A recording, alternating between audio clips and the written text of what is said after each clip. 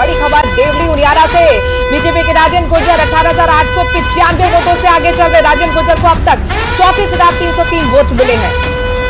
तो नरेश मीणा को अब तक 15,408 वोट मिले हैं। अब चुनाव के दंगल से जुड़ी बड़ी अपडेट। देवली उनियारा केसी मीणा को 9,172 वोट मिले हैं। यहाँ पर कुल मिलाकर केसी मीणा भी तीसरे नंबर पर चल रहे हैं। जी माधवराम जी जवाब दीजिए भाई अपना। आरएलपी की क्या है अब आगे की रहेगी जी? हनुमान बेनीवाल जी एमपी है, खींवसर की सीट हम जीतेंगे और हम उसी तरीके से लड़ाई लड़ेंगे जो पिछले 20 साल में गरीब, मजदूर, दलित, शोषित पार्टी तो 2018 में बनी है आपकी।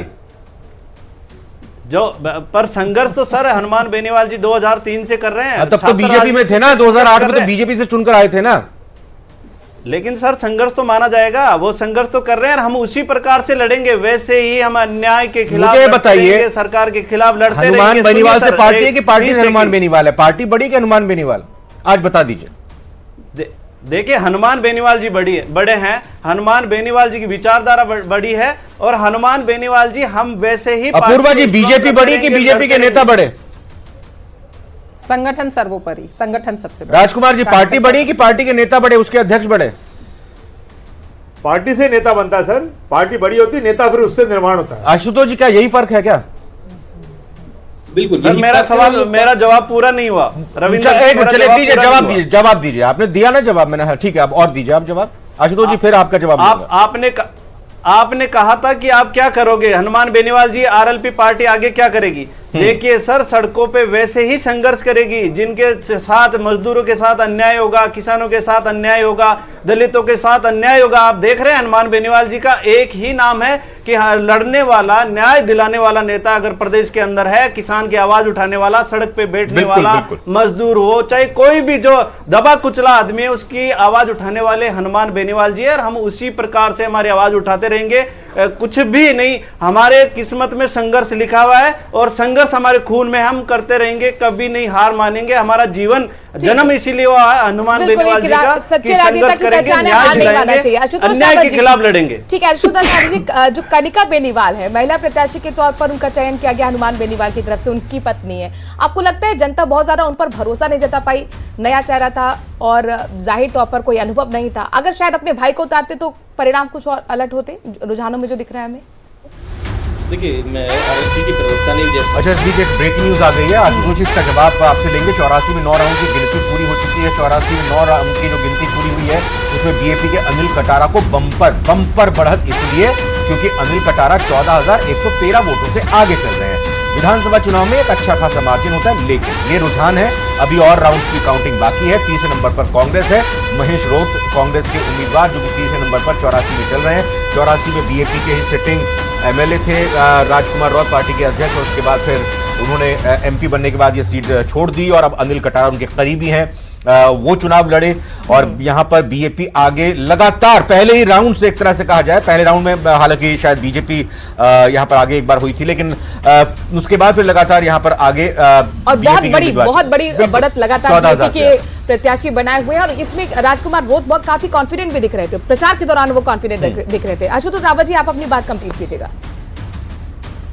के प्रवक्ता ने भी कहा कि यहाँ हनुमान बेनीवाल बड़े हैं, पार्टी से ज्यादा बड़े। तो यहाँ फैसले जब एक व्यक्ति लेता है तो निश्चित तौर पर वह व्यक्ति कितने भी क्षमतावान हो, कितना भी प्रतिभाशाली हो, कई बार फैसले लेने में चूक जाता है। और मुझे लगता है कि ऐसी ही एक चूक हनुमान बेनीवाल से कैंडिडेट के सिलेक्शन में हुई। शायद वो अपनी पत्नी की जगह अगर एक बार अपनी भाई को उतारते तो शायद जिस तरह के रुझान अभी तक आ रहे हैं उस तरह के रुझानों के विपरीत भी परिणाम हो सकते थे। लेकिन मुझे लगता है और पार्टी से नेता बढ़ा तो फिर उम्मीदवार बेनीवाल ये विभीषण निकल गए, पीठ में खंजर घोंप दिया, हमारी पार्टी से निकले थे रेवंत राम डांगा को लेकर भी ऐसे ही कहा ना बालाराम जी आपने, तो फिर ऐसा हो जाता है।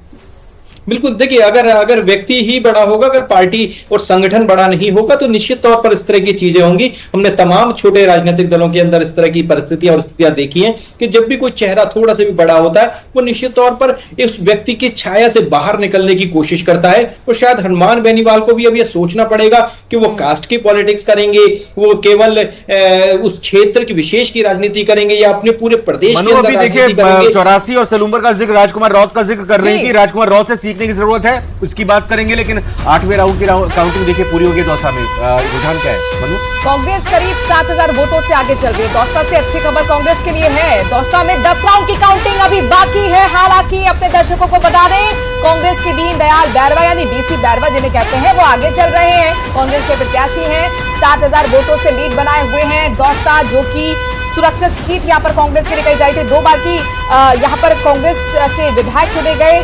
जगमोहन मीणा और डीसी बैरवा के बीच में मुकाबला था। किरोड़ी लाल मीणा एक तरफ लगातार चुनाव प्रचार कर रहे थे। सचिन पायलट की भी एंट्री हुई थी, उन्होंने भी खूब ठुमके लगाए। दोनों के ठुमके मुरारी लाल मीणा यहाँ पर लगातार साइलेंट, एक तरह से साइलेंट जायंट के तौर पर उन्होंने यहाँ पे चुनाव लड़ा। जी आशुतोष जी, मैं वही जानना चाह रहा था, राजकुमार रौत से सीखने की, समझने की कुछ नेताओं को इस लिहाज से जरूरत है कि आपने 2 जगहों पर, सलूम्बर हो या फिर 84 हो, पहले तो आपने कह दिया कि हम गठबंधन नहीं करेंगे, आपने अपनी बात क्लियर रखी। उसके बाद आपने दोनों ही जगहों पर अपने पार्टी के कार्यकर्ताओं से वोट डलवाए, बताइए कौन उम्मीदवार हो। अपने परिवार से किसी को नहीं किया। हो सकता है कुछ कमियां भी होंगी, वो आप और उस पर रोशनी डाल सकते हैं, लेकिन अच्छी चीजों को किसी भी पार्टी का कोई नेता हो, कोई भी पार्टी हो, उसे सीखना चाहिए। बिल्कुल, देखिए राजकुमार रौत की और हनुमान बेनीवाल की दोनों की वर्किंग स्टाइल में यही सबसे बड़ा बेसिक डिफरेंस है। हनुमान बेनीवाल जहां एकला चलो का नारा देते हैं, पार्टी के तमाम फैसले स्वयं करते हैं, वे राजकुमार रौत एक सामूहिक भावना के साथ में चलते हैं। और उन्होंने अपना जो वोटर है, जो उनका आदिवासी ट्राइबल एरिया में जो उनका वोट बैंक है, उस वोट बैंक के लिए तमाम चीजें, तमाम मांगों के लिए, तमाम डिमांड्स के लिए वो लड़ते झगड़ते और प्रदर्शन करते हुए भी नजर आते हैं। लेकिन उनका प्रदर्शन का और उनका जो विरोध का स्वर है, जो वो तरीका है, वो हनुमान बेनीवाल से इतर है।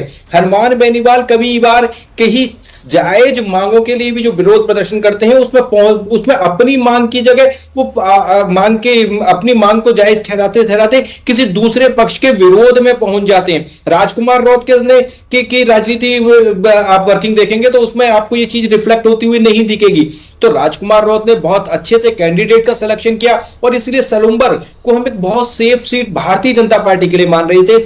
सहानुभूति की लहर एक सलूम्बर में थी और सलूम्बर उदयपुर से जुड़ा हुआ इलाका है। उदयपुर में भारतीय जनता पार्टी का बहुत अच्छा होल्ड है, इसलिए भी हम सलूम्बर को यह मान रहे थे कि सलूम्बर में भारतीय जनता पार्टी उस सीट को रिटेन करेगी। लेकिन राजकुमार रौत जिस तरह से वहां प्रदर्शन कर रहे हैं, जिस तरह से जितेश कटारा को वहां पर बढ़त मिल रही है, यह निश्चित तौर पर भारतीय जनता पार्टी के लिए भी चिंता का विषय है। और हनुमान बेनीवाल और रौत का जो आप कैरेक्टर सलूम्बर में कहीं ना कहीं 3 बार आपके विधायक रहे हैं अमृता मीणा, तो आपको भी उम्मीद रही होगी। लेकिन यहाँ पर ऐसा क्या हुआ, क्या लगता है त्रिकोणीय मुकाबला मुश्किल कर गया आपके लिए? झुंझुनू से बड़ी खबर आ रही है, 12 राउंड की गिनती खत्म हो गई है। इस वक्त की बड़ी खबर, झुंझुनू में बीजेपी प्रत्याशी को बम्पर बढ़त मिली है। खींवसर में, जी खींवसर में 8वें राउंड की गिनती पूरी हो चुकी है, तो खींवसर के भी रुझान लगातार आगे निकलते आ रहे। आरएलपी प्रत्याशी आगे, भाई बधाई हो मानाराम जी। आरएलपी प्रत्याशी कनिका बेनीवाल 646 वोटों से आगे चल रही हैं। और मानाराम जी तो कह रहे थे 8-9 चरणों तक तो हम पीछे रहते हैं और उसके बाद आगे बढ़ जाते हैं। मुझे लगता है रिएक्शन चाहिए मानाराम से, बिल्कुल चाहिए, बनता है।